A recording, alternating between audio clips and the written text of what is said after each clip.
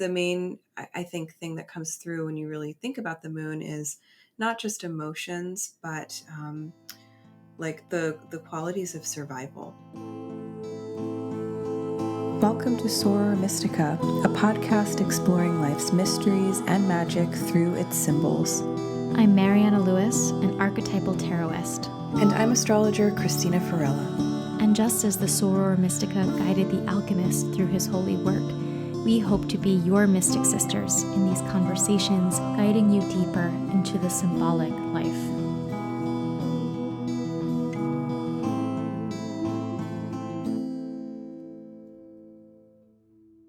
Hello, everyone. Welcome to Soror Mystica. I'm here with Mariana, and I'm very excited because today we're going to be talking all about the moon. And before we got on, we were just chatting about our plans and kind of, you try to make an outline, you try to have an idea of what you're going to do. And we both agreed that it's going to be really hard to fit all of our thoughts and images and feelings and ideas into just like one slice of time together. So we're going to do Impossible. our best. Yeah. It's a big one. So we're talking all about the lunar consciousness, lunar symbolism, which is so ancient and so wide-ranging.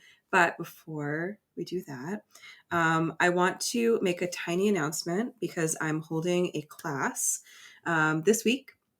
It's going to be a 5-week class. It's called Constellating the Masks of Myth. And it is all about exploring your own like personal mythology via asteroid work. And so I am delighted to be in a position to be offering this because it's not going to be exactly the same as my other classes, which if you've taken with me, you know that I like to do a good old fashioned like lecture with slides kind of deal.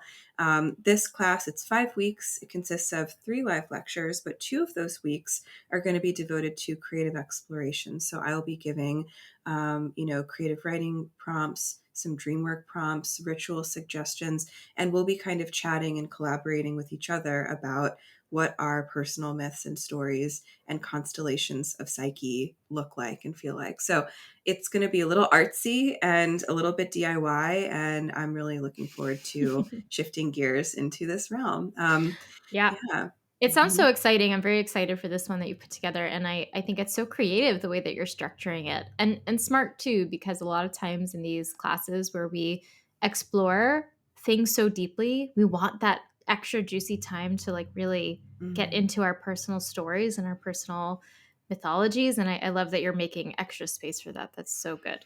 Thank you. Yeah, I mean, I just like finished teaching the Divine Art of Astrology class, which is like everything you know about how to read your chart. And what I felt from my students, but also for myself, was like, okay, we have all this information. How do we like spread out with it and do something really interesting with it? So, the asteroids are fantastic for creative ritual and sort of like psychic exploration and continuing our, ever deepening relationship with myth is part of that as well. So I'm excited. So you can sign up for that course by going to my website, which is just ChristinaFarella.com, and grabbing your class ticket. And we start on May 2nd, which is Tuesday. So super soon. So thanks for listening to my ad. So anyway, okay. Lovely and wonderful. And so Mariana, what are you reading right now? Well, I am reading a lot of things as always, but the things that are new this week, I'm reading When the Body Says No, The Cost of Hidden Stress. Good. Because I need it. My analyst actually assigned this book to me, so I am very begrudgingly working my way through it. And she's checking on my progress, so I'm not even allowed to cop out because she keeps asking about it. But it's good. It's really interesting. It's I feel like there's other works out there similar to this. I think it was written in like the year 2000 or 99 or something like that. So it's a bit, a little bit old at this point, but all about, how our bodies hold the anxiety and stress and tension that we don't always know how to process intellectually. And even for us very self-aware people or trying to be self-aware people, we still sometimes need to be reminded what is your body doing? How's your body holding it? So that's a good reminder. I was one of those kids that was like, I don't want to have a body. I'm just a brain floating around in space. It's so crazy. So I prefer that idea sometimes. So that's okay. It's good for me. And then the other thing I've started this week is actually, I just realized how perfect this is. It's a novel called The Sea of Tranquility, and it's by Emily St. John Mandel.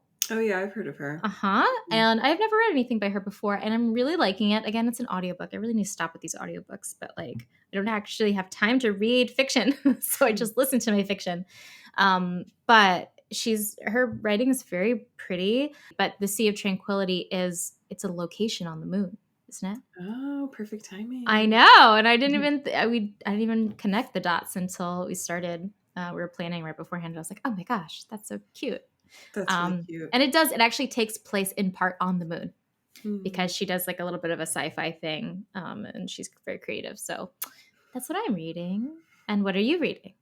I'm reading right now a book called The Orphic Moment, Mhm. and it is by a writer named Robert McGahee, and it's a really, really, really fascinating study. It's like an academic book, Mhm. but it's all about the the role of Orpheus as this intermediary between Apollo and Dionysus, and Orpheus as like this symbol for a really, really ancient shamanistic figure who kind of maybe bridges the gap from this ancient prehistoric moment to a more literary kind of historical moment. So it's just a crazy book, and I'm loving it. And so he also talks a lot about shamanism and poetry in regards to Nietzsche and Mhm. Plato and Mallarmé. And so it's just going to be a good boys romp. But Orpheus is Orpheus is really who I care about in this moment. So that's where my brain's at, and it's really fun. Good. Have you ever read the hymns to Orpheus? Is it the hymns Yeah. to Orpheus? Yes. Yes, of course. You're talking about Yes. Rilke. Rilke. Yeah. Yeah. Oh God. Yeah, they're gorgeous. Hmm. Mhm. I actually have a great book, which I don't remember. I think maybe I got it as a gift one time, but it's called A Year with Rilke, and it's like I love Rilke. By the way, for people who don't know this about me, I'm like very obsessed with Rilke, and it's like a section from one of his poems every day of the year. So every morning I'll wake up and I'll start with a bit of Rilke, which I It's think is really just sweet. a gorgeous way Yeah. to start the day. I love those kinds of things that are like a daily reflection to just jump in with and start our day with something better than Instagram. Instagram, anxiety, Oh my God. depression, existential feelings. Why am I doing this?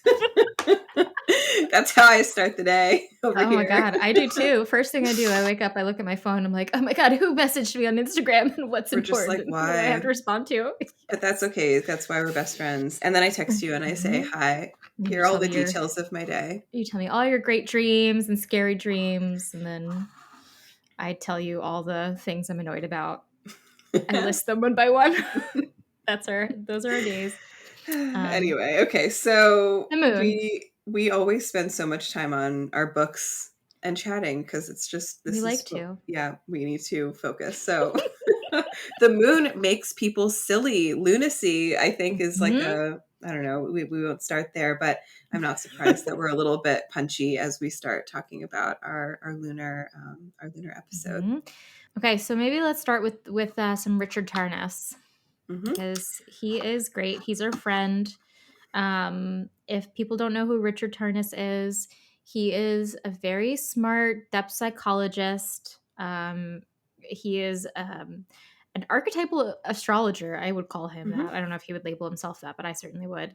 So let's do some Tarnas. Talk about him. Okay, great. So yes, love his perspective, and this quote comes from his book Cosmos and Psyche, which is actually a book about astrology, archetypal astrology, and he is basically the first person in this book to study like the outer planet cycles and historical events that coincide with them. So actually being able to pin events onto outer planets, which are so very much transpersonal and so a little bit more mysterious. Yeah. So it's a fantastic book. I recommend it all the time. I cite it heavily in all of my teaching. And yeah, anyway. Hmm. So here is what he says about the moon. And this is just one little sliver of his like moon opening. But he Yeah. writes the moon is the matrix of being, the psychosomatic foundation of the self, the words and ground of life, the body and the soul, that which senses and intuits, the feeling nature, the impulse and the capacity to gestate and bring forth, Yeah. to receive and reflect, to relate and respond, to need and to care, to nurture and be nurtured. The unconscious, the anima, the home, and the cycle of manifestation. And if you can believe it, it goes on from there with more associations, but Mm. those are juicy ones He's such that a I good wanted to writer point out. too. It just Yeah, such a fangirl over yeah, totally. Tarnas. I know. Yeah, I really appreciate him. So, Yeah. yeah, all of that is really fascinating, and there's so much of what is like kind of essentially human encapsulated in Yeah. all of that. And when I think about the moon, I tend to think about, obviously, I'm an astrologer, so I'm thinking about the moon in astrological terms, but the moon as a symbol for the cycles of fitting on the heels of our resurrection episode, death Hmm. and rebirth. Yeah. And the moon and her cycle being the thing that ancient people focused their ideas of the harvest on, and certain symbols of life like childbirth and Mhm. motherhood and maidenhood being really really front and center in that collective consciousness. So the moon is definitely one of the oldest symbols that we have that gives life structure and gives life meaning. And so what's interesting about the moon is that how do we get from primal structure to lunacy and women are crazy because they have periods? Like how do we Mhm. get from there to there? And the answer is usually the enlightenment, but that's okay. Maybe we'll figure that Mhm. out today. So yeah, Mhm. these are my opening thoughts about Well, I think lunar that things. that's actually the perfect segue into one of the quotes that I had prepared today, because so when I was working on my master's thesis, I was really interested in this idea of, so my master's thesis was on the trying to answer the question, what is the eternal feminine? Because it was through the specifically through the lens of Faust, because if you don't know about Faust, I'm sure I've already just talked a lot about Faust on this podcast. I don't know. I talk about Faust all the time. But basically, the last lines of Faust are very mysterious. It was written in the early 19th century and said, das ewig weibliche zieht uns hinan, which means the eternal feminine draws us upward. And so it's like, why? That has nothing to do with anything about the book about being a man who wants to sell his soul for knowledge. It's just really random. And so in my research, I was really trying to answer the question of what the feminine meant, what it was connected to. And so I found this book that's out of print, so you can't find it. So we're not even going to bother like You trying to give can't it to have you. it. You It can't doesn't sit with us. exist. Doesn't exist anymore. I found it in the back of the library, and I've never found it since. But this writer, Phyllis Mack, this historian, writes, because a woman menstruated, her nature was viewed as similar to that of the moon and the tides, which shared her monthly cycle. And since the moon shone only with the cold, reflected light of the sun, so women were by nature cold, moist, and passive. They could also be sinister, just as the moon was linked to night and mystery. So women had a special affinity with the forces of malevolence that lived in darkness. Men, on the other hand, were thought to be like the sun, which radiates life giving energy. They were clear headed, rational, hot, and dry. And so this was a summary of the Enlightenment perspective on the sun and moon and femininity and masculinity. So the idea of like how does how does the moon get this negative connotation? It's really only, as you said, because of this like shift in Enlightenment thinking, and earlier than that too. I mean, really patriarchal thinking, but specifically in that Enlightenment period of the 1700s, 1800s, 1600s, still even, that all of a sudden there was this emphasis on what was dark, and moist. You're talking about the four humors, moist and cold, and these things taking on this negative connotation because it's mysterious, because it Mhm. cannot be understood. And that's really a big part of our experience of the moon. And like in tarot, for example, it's certainly the biggest kind of thing that we talk about with the moon, is that it is pure mystery in and of itself. So Mhm. that's, I think, at least a very interesting place to kind of think about how the moon has had a very negative connotation placed on it up until at least now, in the last, 50 years or so, as we've started to embrace a more feminist spirituality. Mm. Yeah. Yeah, it's definitely come in a wave where people are seeking to sort of reclaim the lunar. And that's really Yeah. important because we have lived in a very solar focused way. Yeah. I think at the same time, we should remember that the sun and the moon in their cycle, right, are like this really important dance of the seasons and that which gives us life. And so the sun and the moon need each other. Yeah. And I guess that, separating them out and giving one gender to one and one gender to another, maybe that is, the Enlightenment kind of purview. But it's unfair to do so. Mhm. It's unfair to split them up in that way and to relegate one to just a set of tasks. So I don't know. I think that their energy together is so powerful and Yeah. generative that they fertilize each other. I know Yeah. that the moon reflects the sun's light, but I think that it's just worth remembering that we are here to kind of hold both of those pieces of the puzzle. But Mhm. this isn't a sun episode, Christina, so stop. But In I defense just of the sun. We love the so sun. The sun is good. We're fans of the sun. I do think that it's interesting because, you know, this is such a weighty conversation in general, but historically, humankind wants to um, project these gendered archetypes onto these massive symbols of experience, right? Mhm, We kind of have this instinct to do that.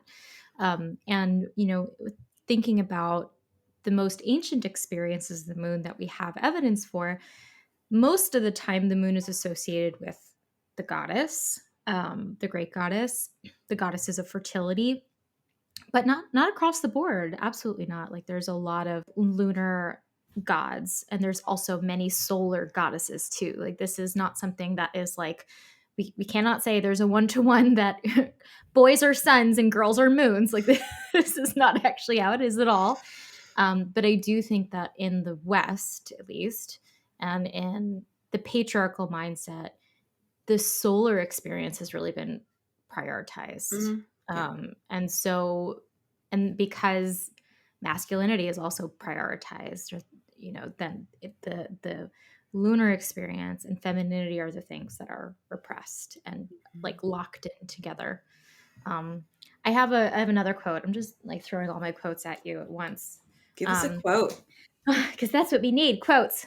Okay, so this is a real book recommendation that you can get that is available, and I highly recommend. So this is from Esther Harding's book, Women's Mysteries or Woman's Mysteries, Ancient and Modern.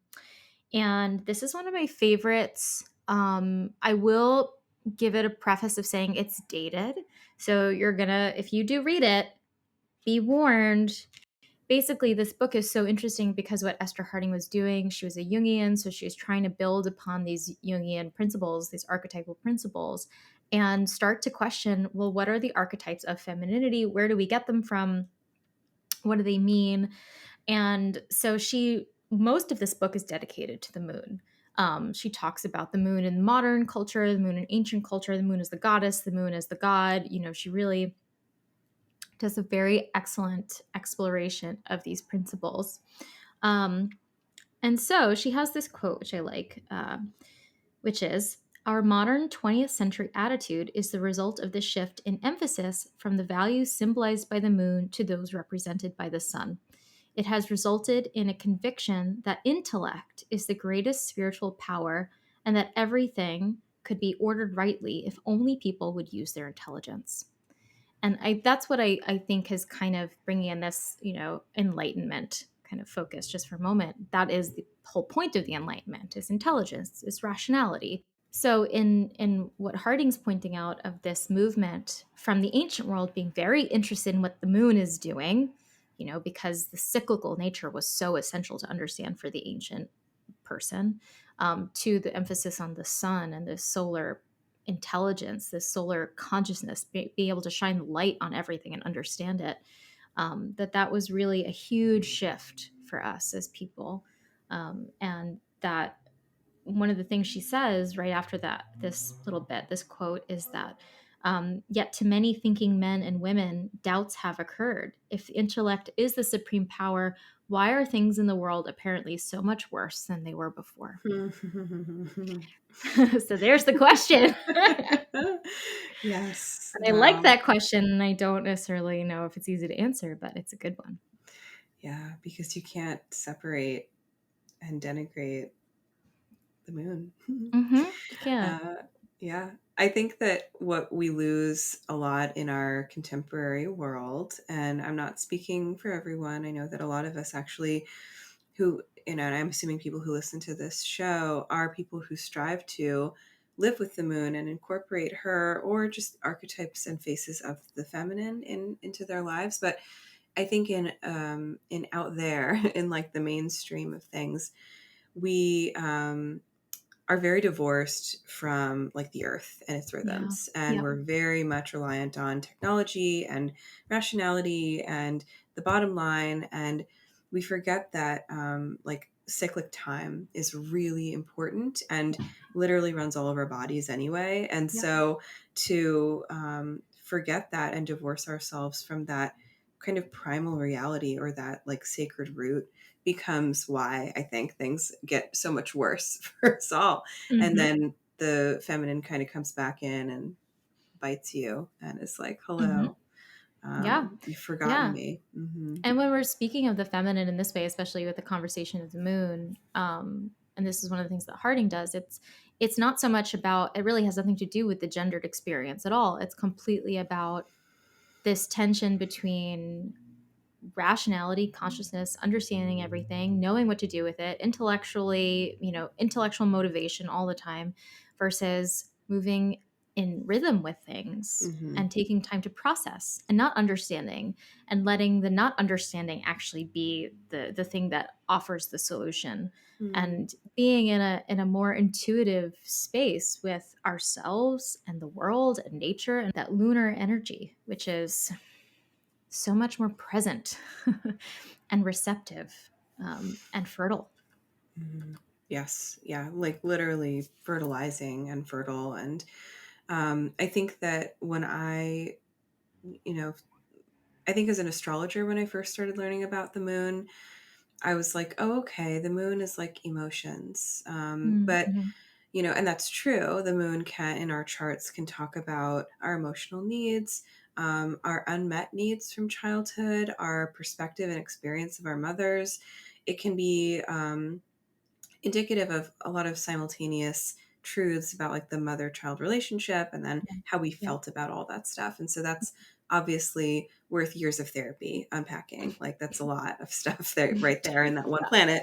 But the main I think thing that comes through when you really think about the moon is not just emotions, but like the qualities of survival. The moon Yep. is, I keep using the word primal, and maybe that's not Yes. fair, but I think that there is something deeply primal about the moon and her cycle and the way that we observe life flowing from that cycle that we can kind of map on, like childhood, adulthood, Yeah. our wise years, the very famous triple goddess, Yeah. maiden, mother, crone trifecta. Yeah. Right. So I think that that has been always observed in our culture. And it is, again, like a life or death thing. At Yep. every phase of that cycle, we could potentially be in great danger. And, I think that the moon card in the tarot is also about the potential for danger to emerge. And so Hmm. the moon actually has this sort of like deceptively soft kind of appearance because it's Mhm. about like nurture and the heart and the feminine, but the feminine has teeth, the feminine has Yeah. something. Hmm. Yeah, one of the things that this has nothing to do with anything.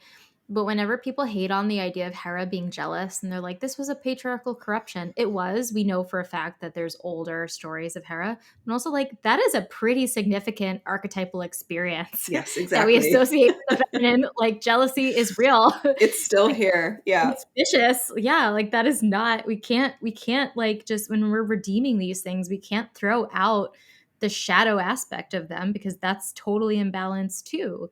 I think that that's, with the moon card, as you were saying, it's the perfect example because the moon gets a really bad rap in the tarot. I was reading Sally Nichols' book, the tarot, the archetypal journey. It got like retitled at some point, so I don't even know what it's called anymore. But anyway, so Sally Nichols in her chapter on the moon, I was really excited about it, and she's a Jungian person, so I thought she was going to have a really interesting perspective, and she was just like hating on it. And she was Mm. just like, this is the worst moment of all the cards in the deck. Like, worse than the devil, worse than death. And I was like, wow, how do Wow. you really think that the moon is that terrible? And it was so obvious that she like attached the moon to this like extremely negative mother, like this dark, devouring, like just scary place where you're just going to lose yourself and be swamped in insanity. And it's just like I was a little bit upset with her because I was like, yeah, I mean, the moon is not a comfortable place to be by any means, but it's also a phase of great fertility, as we are saying. Like, there is so much that comes out of sitting in the moon space. And in the tarot, what the moon points to, like if we were to think about it traditionally, you're going to see things in guidebooks like insanity, deception, someone's lying to you, you don't really know what's right or wrong here. You like don't trust your instincts. Like, it's going to say a lot of very heavy negative things. But when we think about it, you know, in a more mythological way, it's that moment in the journey where we're on that night sea journey, when we're lost. We have no idea where we're going. We cannot figure out the path. And yet we're still on the path. We just can't see that we are. And that's the whole point. And you use the word primal, a few times, and like primeval. And this is exactly what we see in the moon card itself in the Rider Waite version. I think even in the Marseille too. There's the wolf, there's a dog, and there's a crustacean. Sometimes it's a crab, crawfish, whatever. And this is the idea that we're in the realm of pure nature. Mm. There's no people here who can decide what to do or see what choices they can make. We're wandering through the thing as like in our animal body. And the water there too, there's the water of pure unconsciousness that we're emerging from, that we're rising up out of and trying to stumble our way through. And so I think that with that moon card, we have a lot of the very powerful aspects of the moon, in that we're talking about nature. If there's a cyclical kind of feeling to it, and that we're just looping here, we're stuck here, it often feels like that. That we're in a space of darkness, that we're guided by very little light. And it's not about seeing everything clearly. It's not about having light. It's about feeling our way through, bringing it more into that embodied space, which is what Tarnas kind of pointed to, this more somatic experience, which is very interesting. And I love when people talk about the somatic experience with the moon, because I would not intuitively connect that, but it makes so much sense to me when you think about it, being in this very physical experience of your body. And then we're just wandering, we're trying to get to the other side, and we get there because then the next card is the sun, where we're like, oh, I see everything clearly. And there is happiness, there is joy, there's a sense of everything coming together. And so I think that, the experience itself of being in the moon, though, is really overwhelming because we're lost a little bit to the parts of ourselves and the experience of ourselves that we don't have clarity about. Mhm. And so Yeah. we're not supposed to control it and have clarity over it. We're supposed to get a little bit lost inside of it and Mhm. surrender to it. And if we can allow the lunar consciousness to be the mode that we function through in that moment, which means that we say, I'm having crazy dreams. I'm seeing weird things all over the place. I am feeling very intensely. I need to cry all the time, or I'm just in this emotional state, or I feel a little bit turned off from that emotional state too, and just kind of wandering through myself and asking all these weird questions in myself and feeling one way and then the next minute feeling another way. And just allowing that and saying, okay, I'm processing through a different experience, a more lunar experience. There's still value in it. There's still so much that we learn. We just don't quite see it that way. This is exactly the whenever I think of Jung's Red Book, which I'm reading right now still. I think of the moon card. This is the moon card. It's like every 2 seconds I'm having a new vision that makes no sense to me, and yet I'm following it through. And that's exactly, all of these visions that Jung had that he wrote about in the Red Book are what formulated his psychology, the basis of his psychology. And that was really quite, that's what he succeeded at most of all, is that he allowed himself to be in that inner lunar experience of feeling himself deeply, being lost in it, and from that realized these really profound truths about the world and about our psyche, and brought it into the solar experience. So he was able to balance those things, and I think that's it's quite remarkable. And so that's my tirade on the moon part. Thank you. There's like so much in that I'm gonna, go back and kind of re-listen to, because yeah, you really took us on an exploration of the card and all of its many like tentacles into the Hmm. psyche. And so Yeah. I love that. Thank you. And something that, I wanted to like maybe touch back on, that you mentioned, was that, it wouldn't necessarily strike you to think about the moon as a locus of like embodiment. Yeah. And I think that makes obvious sense, because like when we're thinking about emotions, we're not really thinking about the body. We're thinking about like we feel something where it's like coming Yeah. from our heart center, Right. but it's not like of the body necessarily. But something about the moon for me, and again, like astrologically speaking, I associate the moon with nourishment. Yeah. And when we are new humans, we depend on our mothers, our lunar figures, Hmm. for food, for nourishment. And we cannot survive. Our bodies will die if we do not receive milk, or however our mothers are feeding us, formula, whatever. Hmm. And so that kind of shifted my perspective in thinking about the moon, Yeah. because it is so much more than just like I'm feeling sad today, I'm feeling kind of lunar. It really is about what is the material that we need in order to survive and grow. And so the moon has this like interesting, nourishing and strengthening quality to it, but maybe it is a little bit more interior. We're taking Yeah. something in instead of radiating like it out like the sun does. Yeah. And the other, thing that really comes to mind are the special phases of the moon, offering us different entryways into the body and Yeah. into our energy levels and into our psyche. And so what the moon is, when I was first learning tarot, I was like, ooh, there's a card for the moon. Hmm. That's so beautiful and cool. And then of course in the guidebook it's like the worst, kind of It's like so bad. almost misogynist kind of like Yeah. writing about the moon. And I think that what became really important for me to remember about the moon in general is that and this is important for me as a highly emotionally disorganized person, is like, it's learning that no feeling is permanent, right? What do Yeah. they say? No feeling is final. And that reminds me of the the 28, really 28 phases of the moon, or 28 Yeah. like kind of stances of the moon in her waning and waxing light. And so I think that one Yeah. of the ways in which the moon is so crucial for us in a world that is very much about like go go go, achieve things, always, it has like this weird teleology to it, which is like Hmm. such a lie. The moon is so good at reminding us that there's always an opportunity to kind of reach back in and pick back up from where we left off last, Yeah. or to remember that we can leave that feeling behind after a day or two. Like it's going to change, it's going to shift. And so the moon is like highly protean and mutable in Yeah. that way, I think. Yeah. And so I don't know, what's in there that speaks to you, but I wanted to kind of like just say that because I do think that we talk a lot about the moon and our feelings, and there's also a lot of research about how like our emotions impact our bodies, right? You're Yeah. literally reading a book when Yes. the body says no. That to me is the moon. That's a lunar Yes. book.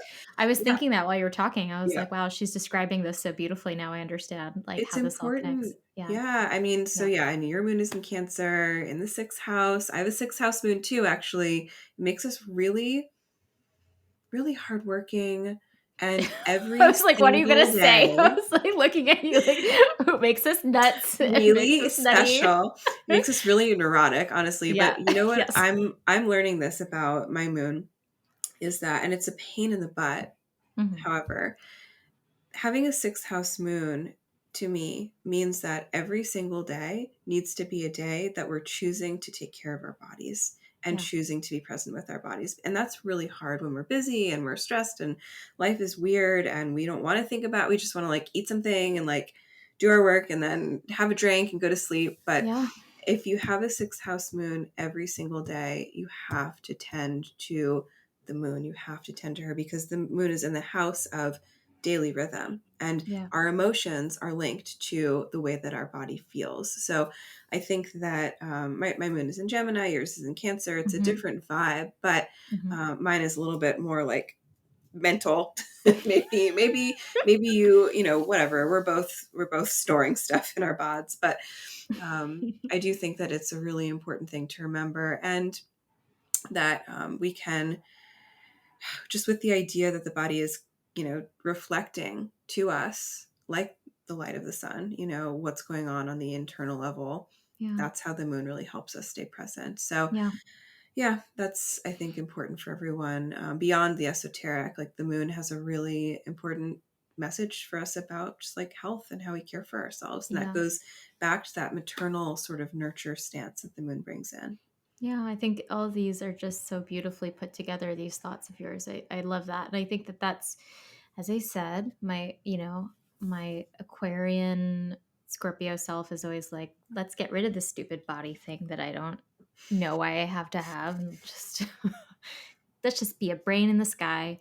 But I think that that is absolutely what the moon in some way represents for us. And I think especially for people who menstruate, that is a thing too that feels, you know, interesting sometimes. I feel like, as a kid, when you first get your period, you're just like, ew. What is this all about? This is weird. Or if you're me, then you just have to tell the entire class because that makes you special for some reason. Um, anyway, I think that it's like a very strange experience. And then as you get a little bit older, this has been something that I've seen so much in contemporary spirituality and very feminist spirituality, that is learning from the cycle of the body, the natural cycle of the body, and how that is so obviously correlated with the cycle of the moon, whether you line up with the moon or not. I did for a while, and that was very fun. And then Mhm. that stopped It's after some cool. time. Feel powerful. It's cool. Yeah, you feel a little wild. But I think that there is something that's so vital to learn from, like, oh my gosh, like my body already knows the cyclical nature of things, Mhm. even though my mind doesn't. And I think that a lot of us are still, even even when I honestly see this a lot in the spiritual community. Actually, this is like a hot take, very hot take, um, which is that we're like very much post enlightenment, screw patriarchal thinking. We don't work in linear ways. We don't have these kind of hyper intellectual ways of dealing with things. We are one with the body. We are one with the fluid experience. But then they deal with everything. We still deal with everything through that lens of Mhm. like, what do you mean, this is your experience and not my experience? I can't compute that there can be duality at the same time and that we can all be fluid, flexible beings having our own individual weirdness happening at the same time. I mean, you see this on Instagram. I see this on Instagram all the time where we'll post something and be like, this is my take on such and such. And somebody who, has a different opinion will be like, no, cannot be, because I have a different opinion on what you know, this archetype is about.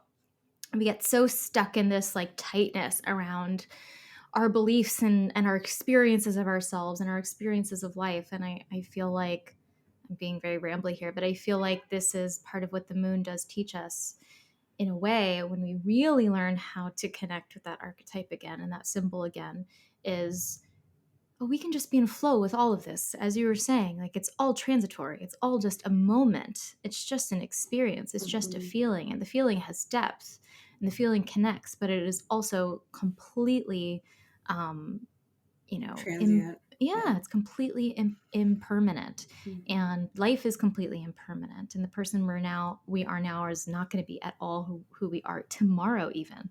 Yeah. And so I think that this, bringing that back into this question of the body and the physical experience, it is so unnatural for so many of us, I think. Yeah. It's something I've struggled with very personally, being on this journey of reclaiming what the feminine means to me and what that experience is like. Um, and like, I've been on several pilgrimages to Black Madonnas. I feel like I'm pretty good at like doing the work, but I also know there's a part of me that's trying to intellectualize my way through it and doesn't really know how to Mhm. experience it. I actually got yelled at because um, that I'm going on this pilgrimage with a group to the Black Madonnas of Southern France over the summer, and I'm wildly excited about it. And I reached out to the organizer and I was like, "Hi, can you recommend some books? Because I want to read about this area and all this stuff before I go." And she was like, "No, Oh my you God. should Yeah. not be reading books. You're coming to experience it. You're not coming to intellectualize it." And I was like, wow, That's so okay. harsh. It was very harsh. Doesn't that make you seem like an engaged participant who like wants to Yeah. be aware? Oh my No, God. she yelled at That's me. She's very like, "I'm not funny. going to recommend any books for you." And I was like, okay, well, I guess I'll just Google it That and cracks me pick up. out. But no, like, I'm going to try to not read about it in Yeah. advance. And that's No, like it's I think not that's my good for thing. Yeah. you. Just be in it, be there. Be in it. Yeah. Yeah, Yeah. I think So, that it is true. Yeah, that we get very rigid. And, while you were talking about that, I was realizing that we didn't really touch in on the moon and the witch. And oh, that's yeah. obviously like a whole, we're going to do we're going to We do are definitely going to witches do a forever. witch episode. Yeah. Um, and then I remembered that, and I was thinking about the moon as this kind of like, portal for the mystic. And then I remembered Yeah. that crazy thing that I told you yesterday about Hilma af Klint that I I learned was as literally soon as I just woke thinking up. about that. Yeah. Mhm. Before you even started. Yeah. Okay, Hmm. so I'm gonna just like share that, and then I want to kind of link that to the moon. Yeah. Okay, so dear everyone, here's my story. It's really not that exciting, but It is very exciting. it's cool. Very exciting. It's really cool. So the painter Hilma af Klint is a very very very important figure in art history right now because Yes. she has been figured as like the mother, the grandmother of abstraction. And Yeah. so in art history, we always say like Kandinsky invented abstraction, and the Blue Rider group was the first expressionist and spiritual kind of movement in art. And it turns out actually that Hilma af Klint was making a very spiritual, very abstract art way before Kandinsky.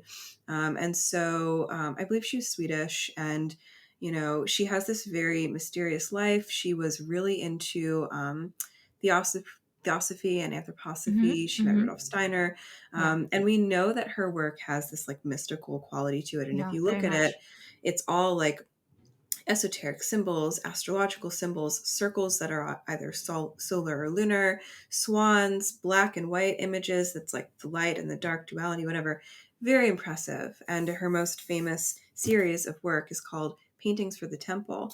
And because our history is what it is, and because the lunar, qualities of history have been repressed. We basically have known nothing about her life and work. Her first major show was 10 years ago, Mm. which is crazy Mm. to me. And we're just now starting to translate the diaries of people who were also in her life. So what we did know about her was that she was in this collective of women called the Five, and they would get together and have seances. And in these seances, they would channel the symbols that would then Hilma would then paint into her works. Well, actually, what we learned is that we know that she moved from this group of the Five to a group of 13 women later in her life, and they all collaborated on these spiritual paintings, and art historians are now beginning to discern whose style is whose between these women. There was one main other painter, Mary Cassell, who also turns out was Helma's like girlfriend, and they were Of all course she was. girlfriends. They were Yes. all girlfriends. 13 women in this arts collective making these mystically, literally channeling. And I'm sure that the moon was involved. Now we have her kind of back in the mainstream, but this was like a big discovery, and she's kind of being revived. And to have this be a discovery, I think, is just stunning. So anyway, linking all of this back to the work of women in groups, what the moon does Yeah. is it's so psychic as well. And I think that this all just kind of conjures that image of like the witches' Sabbath, Yeah. or the kind of collective. The moon in astrology is also associated with like large groups of people or populations. And so Interesting. it Yeah. has this like, yeah, multiplicitous, makes sense, I guess, if it's like a generative, fertile Yeah. kind of Yeah. symbol. So yeah, this is my maybe ill-placed but excited story No, it's about great. art and the moon, but yes, and women. If Hmm. Yeah, it feels very lunar. I feel like this is I think that in our modern spirituality right now, there's a lot of like moon emphasis, right? There's a lot Hmm. of us saying like,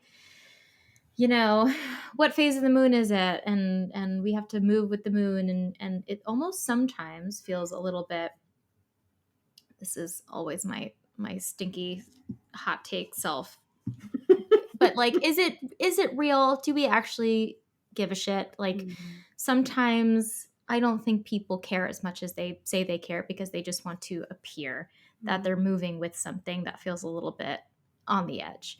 And so I think that this is a way that we can actually, the impetus is to really connect with the non hyper rational, non solar god figure, and to connect with the lunar goddess figure. This is our impulse, and I think that this is gorgeous, and it does not have to come by every month on the new moon. I'm going to do my manifestation magic that I got off Google, or that I am going to, even maybe do a moon group or whatever. Like, you can do that or not, that's just an idea. But I think that it's really about, I like this story of Hilma, because it's like, actually it can be art.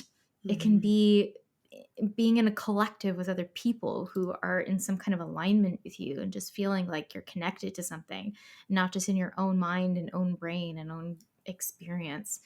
And I think that that's very much what the moon invites us to, is to be in this cyclical space of returning over and over again to ourselves, and having it be meaningful in some way, and not isolated. It doesn't feel like an isolated experience at all. um, so I have a last quote from Esther that I want to bring in, just because it's pretty, and I want to pull it together with something pretty, because the moon is pretty. um, my mother, if my mother were here on this podcast, she would have said, the first thing she would have said was, "Did you know Mariana's first book was about the moon that she ever wrote?" Oh. Because when I was 4 years old, I apparently announced to my mother I was going to be a writer, and I drew the moon in all her phases, and was like, I'm the first scientist telling you what the moon does. I've noticed that it changes every day." And so I did that. Anyway, so now we're with Esther. So Esther says, "We have given our allegiance too exclusively to masculine forces. Today, however, the ancient feminine principle is reasserting its power. Forced on by the suffering and unhappiness incurred through disregard of the Eros values, men and women are turning once again toward the Moon Mother. Not, however, through a religious cult, not even with a conscious knowledge of what they are doing, but through a change in psychological attitude. For that principle, which in ancient and more naive days was projected into the form of a goddess, is no longer seen in the guise of a religious tenet, but is now sensed as a psychological force arising from the unconscious, having, as had the Magna Dea of old, power to mold the destinies of mankind. Mm. So I think that that's a pretty way to kind of summarize the moon, that it is something coming back to us, maybe as a goddess figure. I don't think we need to throw that out entirely if that's your way to it, but as a psychological experience of the unconscious, of rebalancing. Yeah, I just yeah, I think that grounding it as a psychological experience is really, really rich. Yeah. So yeah, thank you for that little last Mhm. note. So I Cool. think now let's turn to a symbol. If you're enjoying this podcast, we encourage you to learn more about how you can support us on Patreon. There's many benefits available, including extended episodes, guided tarot meditations, and astrology transit journals. But all listeners are welcome to share a symbolic experience for us to explore on the show. Therefore, we invite listeners to pull those symbols from their lives, whether they come from a dream or synchronicity. Thank you to today's sharer, and please tell us your symbolic experience on our website, sorormysticapodcast.com. Are you a small business looking to reach a targeted audience of people who are interested in things like spirituality, esoterica, obscure academia, holistic living, magic, the occult, or other related topics? If this sounds like you, Soror Mystica would love to invite you to become an advertiser on our show. As Soror Mystica has a highly tailored audience of mindful, curious, depth-seeking listeners, we would be delighted to be able to give your business a place to reach new eyes, new ears, and new hearts. If you're interested in becoming an advertiser, you can find our application form at our website, which is sorormysticapodcast.com/advertise with us. Thank you so much for being a part of our listener community, and we really look forward to hearing more about your unique business quite soon. Hannah Carey of Rewild the Empress is a life coach for the spiritually curious female. Hannah is ICF accredited and passionate about providing a space for self-acceptance and recommitting to live in an authentic and aligned way by recognizing where systems, structures, and history may have led us astray. Hannah's clients often come from a place of feeling destined for more and at the same time fear they may not be enough or that they are failing. So if this is you, go check out hannahcareycoaching.com or find Hannah on Instagram as Rewild the Empress. Calling all students of astrology who are also deeply interested in mythology, who are also interested in adding asteroids into their astrology practice, but have no idea where to start. Beginning on May 2nd, I, Christina, am going to be holding a 5-week seminar called Constellating the Masks of Myth, in which we will be exploring our relationship to personal mythologies via the use of asteroids. By looking to the stories of myth that we love most, and then plugging into the natal chart the asteroids that are named for the characters of those myths, we get to observe the place in our own psyche where those myths and their corresponding complexes may arise or constellate within. The registration for this class will be open until May 2nd at about 4 p.m. PST.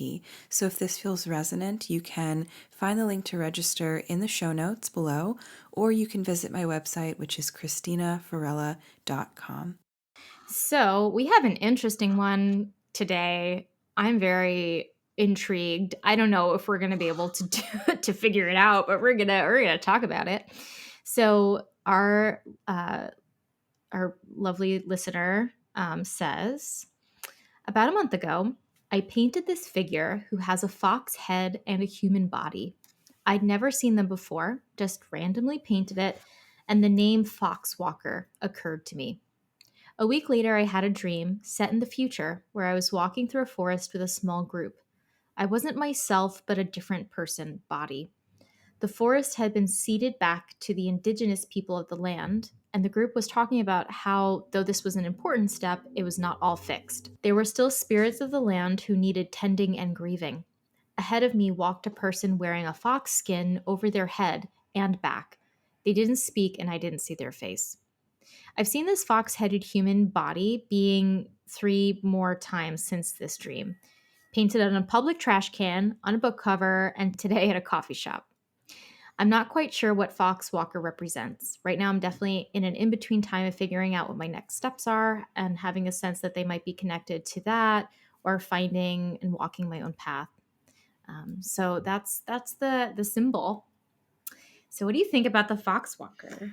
So interesting. Well, I think that the first thing that comes to mind, obviously, is like the creature of the fox Yep. being involved here. And foxes to me are so very important because they're a trickster figure, and Yeah. they, right, don't they like play dead to kind of like trap prey, and they are, have you heard their laughs? Their laughs are Oh my God, their so laughs are horrifying. interesting, yeah, terrifying. TikTok has absolutely given me nightmares Hmm. from foxes just like Yeah, cackling. Like it's yeah. horrible. Where I grew up, there were foxes, and it In was Westchester? yes. Oh, yeah, we have everything there.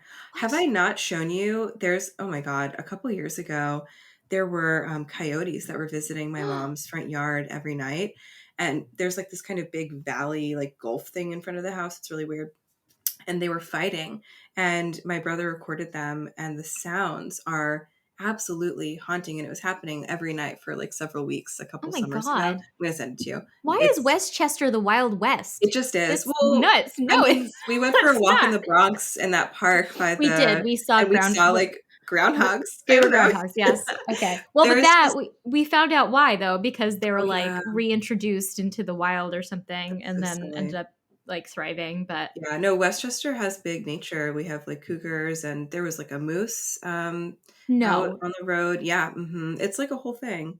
that's Anyway, cute. okay, so fox time. So trickster figure, Yeah. something very, very mercurial, something very Yeah. playful. Sometimes the fox apparently is like associated with something a little bit demonic in Yeah. like the Christian view.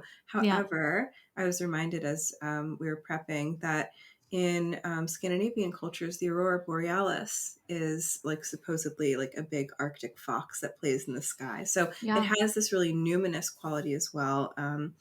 But I think that if you are wearing like this feels like your territory. If you're wearing the mask and the skin of something Yeah. else, first of all, there's this obvious blending between animal nature and human nature, something really raw and wild.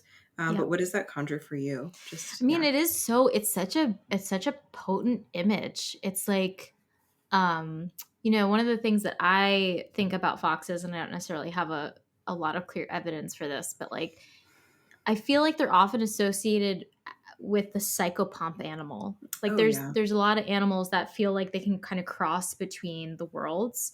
And so the fox feels like one of those animals. I think we mentioned that the rat was kind of thought of Hmm. that way Yeah. too, right? So the fox kind of feels like you might see a fox, and I still feel this way. If I were to see a fox in real life, I'd be like, are you a ghost? Are you nice? Are you real?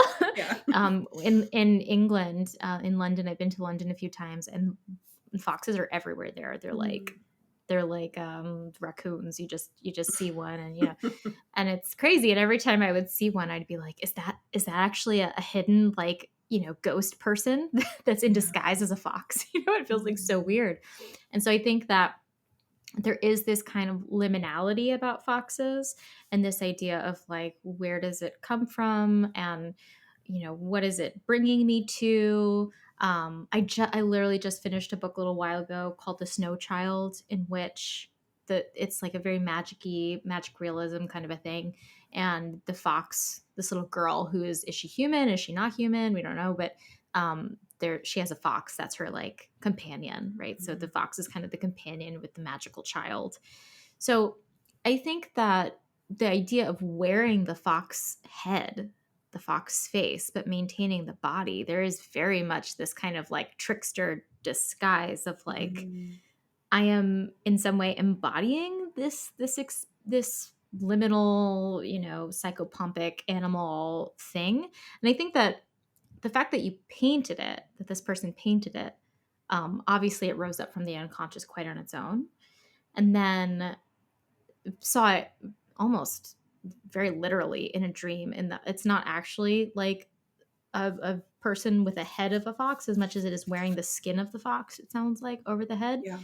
But the idea of that there's an indigenous group that has now had something returned to them, and that we're in a forest too. We're in the liminal space. Forests are liminal spaces between underworld, and you might even see them as underworld in Mhm. itself. And that we're there with this indigenous group, and they're talking about how we're moving in the right direction of returning things to the way they ought to be, Mhm. and making amends and kind of coming back to nature to an extent. But there still needs to be tending and grieving. Mhm. And then we have the animal face on the human body, and then we have this kind of like figure of that psychopomp, who is part wild animal but part conscious person. Mhm. They're kind of in the mix of it, so it's just so Yeah. spooky and good. Yeah, I love it. Anytime we see like a creature that's part human, part beast, like a centaur or even a Yeah, sphinx, or a mermaid, it's like this kind of blending of yeah, nature and the human. And I think that the question, like this dream, is interesting because it's about the rightful tending of like of land and yeah, the spirit of the land itself. So yeah, it kind of feels like the dream consciousness is trying to make that amend or like reach back into that space where there is a more seamless relationship between nature and human experience, which we've also totally like destroyed in our world. So I think that that's very, very compelling. yeah, And then as far as the repeated, sightings of this, I do think that it's, maybe this is what we say every time, but it's like, take it seriously. That is a yeah. Take it synchronicity. seriously. Hmm. It's a real one. That felt very clear, that's like a because that's a very specific image. Yeah. What I would recommend for this person is to carefully do some active imagination with this dream Hmm. image. I really think so. I think that that would be very beneficial.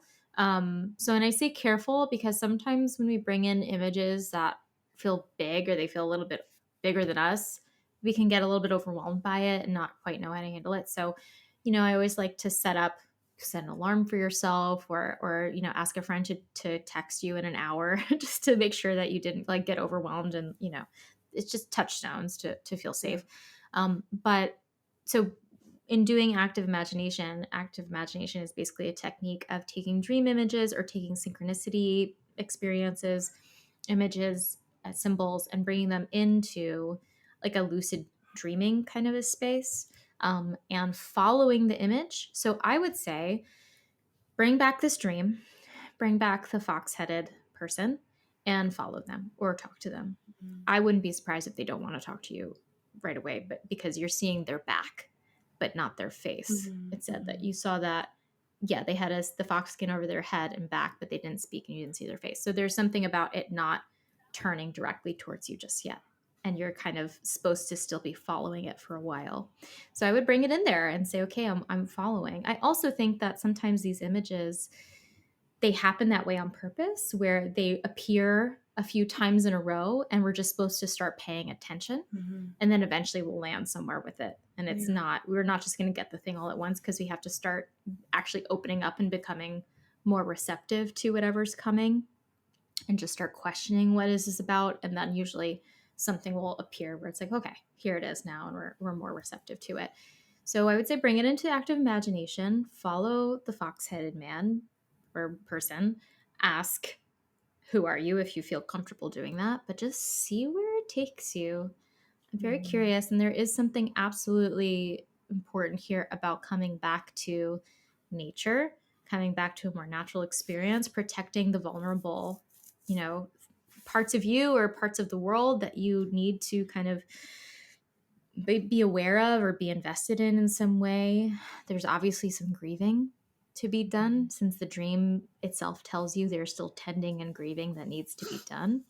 And also, it's here in the artistic creative space too. So I think it feels like a liminal creature of like, it's also a bit of a trickster. So I wouldn't be surprised if that also feels kind of weird. You don't quite know what to do with that, because the trickster is meant to kind of deceive shake up you. our Yeah. it's meant to deceive us and shake up our consciousness so we don't have as much control. So it's Mm-hmm. like meant to like flip us around so that we're disoriented and then give us something. So Mm-hmm. like that's kind of its task. I love that active imagination suggestion. I think that sounds Yeah, really beautiful. this And is a good one for anybody that. who's listening can do that with any of their own symbols Mm-hmm. as well. Mm-hmm. Yeah, Absolutely. Yeah, cool. good. All right, well, good luck with that. Jeez. Good luck with that dream and that figure. I am, as always, we're curious. We want to know. So if you have an update, please tell us about it. We love to hear it. Okay. We talked about the moon. We did it. We did the moon. We Mm-hmm. did the moon.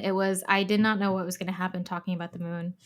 I didn't know if we were going to get completely lost and lunatic-y and We'll just, save that for our private conversations. It's fine. yeah. um, and thank you everybody for sticking around and having this conversation with us. Please check out Christina's class.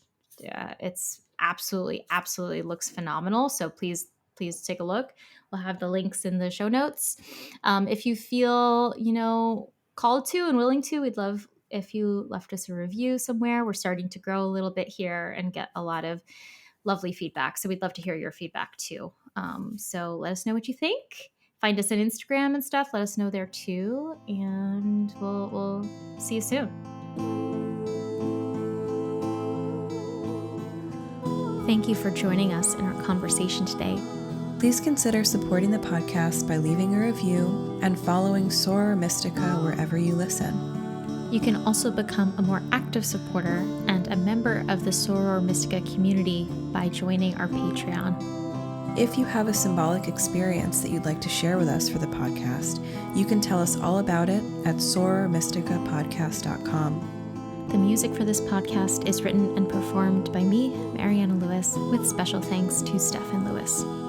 You can connect with both Christina and myself on Instagram and get to know our work by clicking on the links in the show notes.